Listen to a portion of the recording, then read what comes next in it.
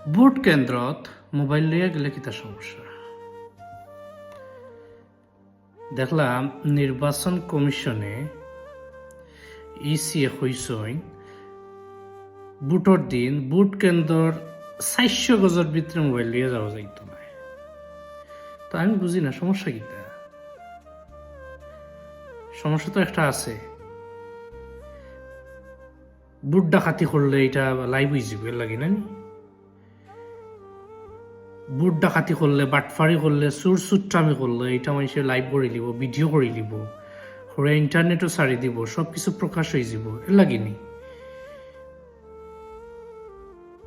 নিয়মে তো election commission হয়তো আছিল যে 17 বছর পরে মানুষে ভোট দেয়, 17 বছর মানুষে ভোট দেওয়ার সুযোগ পাইছে না, এখন তোমরা মোবাইল লইয়া দরকার লাগে ক্যামেরা ফিটিং করে রাখো, লাইভ ব্রডকাস্ট করো, সারা দুনিয়ার মানুষের দেখুক বাংলাদেশও সুস্থ ভোটর, নিরপেক্ষর।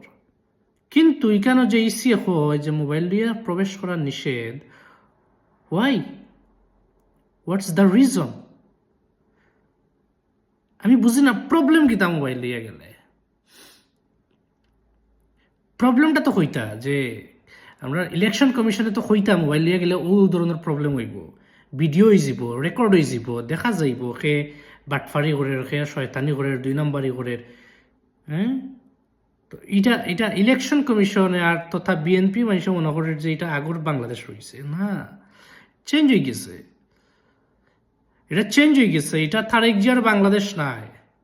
হ্যাঁ, আর এটা শেখ হাসিনার বাংলাদেশ নাই। শেখ হাসিনার মতো স্বৈরাচারের মানুষে বাংলাদেশ থাকি চাপড়াইয়া বিদায় করছে দিল্লিত। এখন দেখা আবার ইলেকশন কমিশনে তানে ওয়ার্ড এটা তাই প্রত্যাহার করছে। আচ্ছা ঠিক আছে, তোমরা মোবাইল লিয়ে যাইও কি।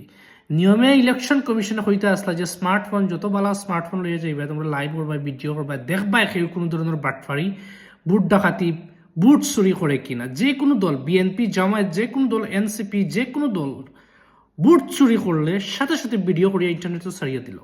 এটা তো সবর লাগি বালা, বিএনপির লাগিও বালা, জামায়াতে ইসলামীর লাগিও বালা, এনসিপির লাগিও বালা, সব সচরাচর মানুষে দেখো। তো সমস্যা কিতা? I don't know Y, I don't know কেন ইলেকশন কমিশন এই ধরনের নিল।